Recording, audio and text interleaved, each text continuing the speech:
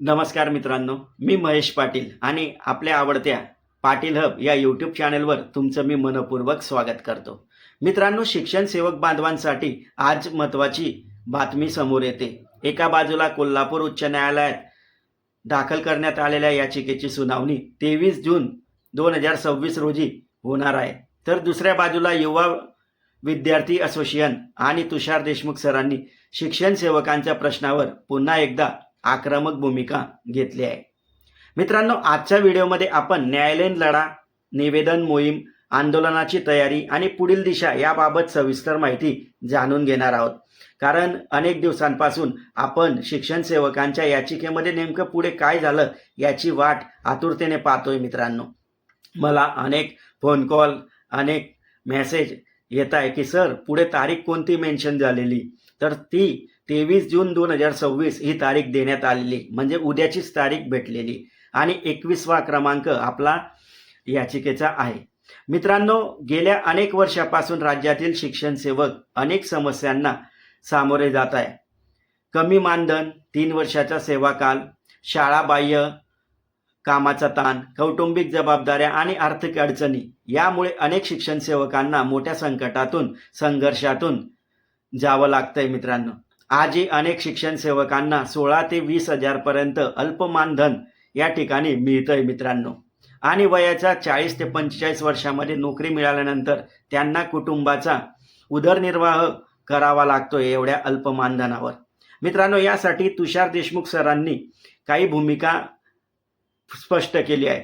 मित्रांनो, तुषार देशमुख सरांनी त्यांच्या माध्यमातून स्पष्ट सांगितले आहे की जोपर्यंत शिक्षण सेवकांना न्याय मिळत नाही तोपर्यंत हा लढा सुरूच राहणार आहे.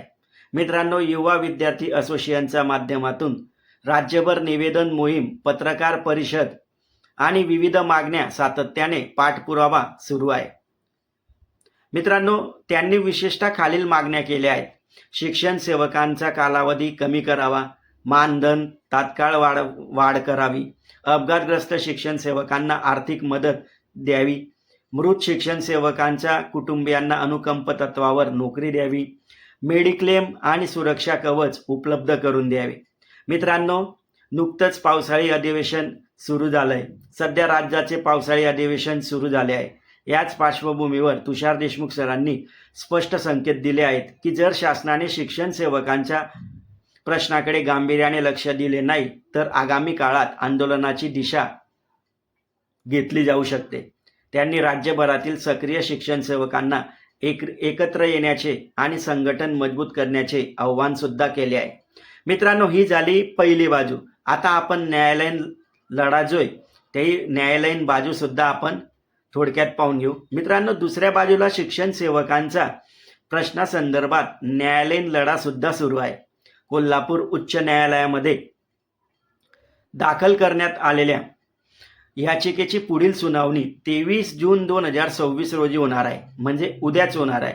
सुनावणी क्रमांक 21 असल्याची माहिती समोर आली आहे.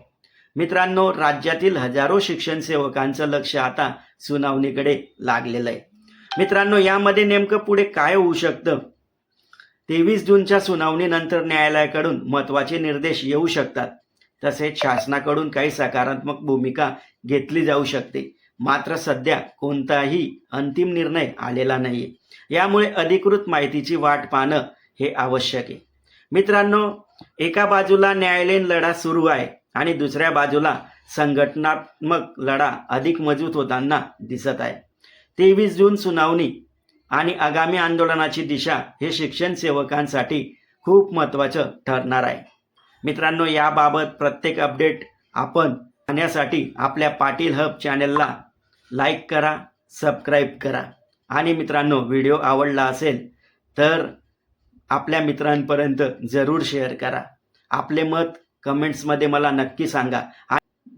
लवकरच पुढच्या व्हिडिओमध्ये भेटू. तोपर्यंत जय हिंद, जय महाराष्ट्र.